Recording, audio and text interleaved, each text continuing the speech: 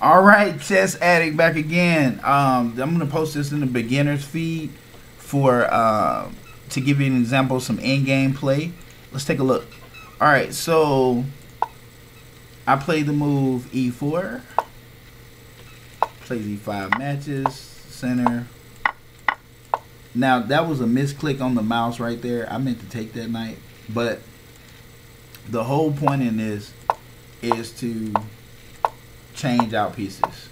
I just want to get into an end game. Period.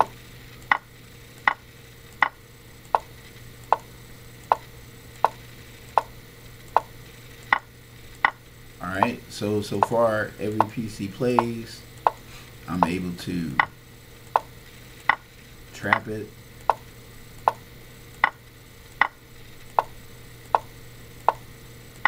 And there we are. Okay. So move 25, queen takes b8. He's going to take back with the rook. I'm going to pressure the rook with the bishop. Now I'm going to swap bishops with him. And he was go for the knight. I'm going to threaten the knight. He takes a pawn, but he's going to have to stick his knight there for a minute. Now remember what I said. When you get into the end game, your first move after we've established the end game position is the king. There it is. King d3. And then I play b4. C4, King D4, take. Now the king, to establish this dominant, because the king they have to have a square separated between them. They can never be on, next to each other. That's just a rule of chess. So he plays the knight move, knight to F1, King C6, knight to E3, C5, knight to C4. Then I play B5. Check. King to b6, threatening the knight. Check. King to c4. Check. c6. Check. c7. Queen. Check. And this is an advantage for me. You put me in check. I'm glad you took it. So now, queen to b7, king to b7, protecting the pawn. Bring the pawn to b6. Then we move the king to c7. Then b7. And at this point right here, I'm going to show you something. These, okay, so for the beginners, the mistakes that this king is making are monumental. One, you should not be over here stopping the inevitable. You cannot stop me from getting a queen. That's impossible.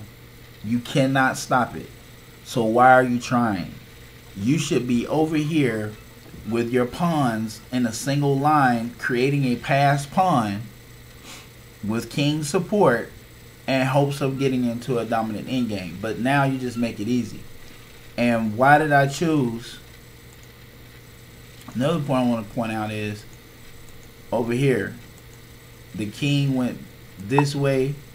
So because the king went that way, I'm going to go this way. Now, if I go the other way, that's a mistake. If I play the king to a7, that is a mistake. If I play the king to a7 right now, that is a mistake. It's a blunder. You totally blundered the end game. You want to play the move from this position, king c7. But John, why? I'm going to show you why. Even if he didn't, let's say he made a pawn move and he didn't. That's okay. Why is it okay? Because now he can never go back across the pawn. He is stuck on the A file. So he can move these pawns all he wants to. He can't get back. Check. Move the king. Checkmate. Just that simple. King is trapped. Now, if you play the move I told you not to play,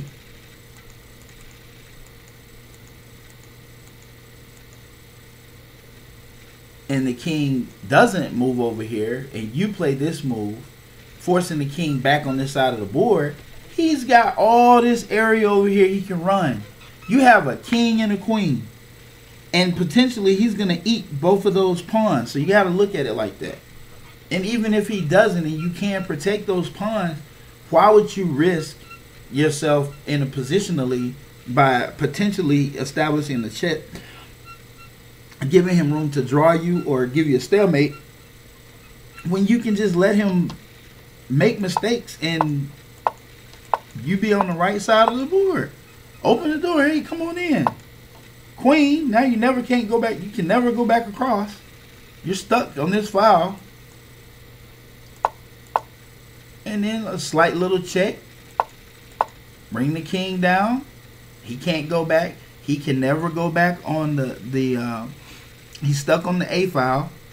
And he can't go back on the 6th row. He can't go there. He can't go to B6. Can't go to A6. He has to remain right there, stuck, unless he goes down. He can only go down. He can never come back up. And if he goes down from this position, then you bring the king down. And eventually he's going to run out of real estate. Eventually, when you leave the queen in place and you bring that king and face them off, and he can go back and forth. If he goes back and forth to this square, the next move is checkmate. He has to keep going down. And eventually, you and the queen will meet and trap him on that row, and it's checkmate. This is the queen and king endgame, and there's nothing the opponent can do from here. He makes a last valiant attempt for me to fall asleep at the wheel, run out of time or something. As you can see, I'm not down for time. It's a 10-minute game, and I've only been playing for 8 minutes, and there we are, checkmate. It's over with. The game is over. Okay. As always, before I'm gonna post this in the beginners, 1300 to 300 to 1300, 12.99 actually, and this will give you some ideas about the end game. As always, click like and subscribe. Send me an email, chessaddict35802@gmail.com. I'll be more than happy to answer your questions. If I don't know the answer, I know people in chess community that are graded much higher than I am who probably has an answer for you, and I will simplify that answer down and answer your question as promptly as possible. Until then, peace.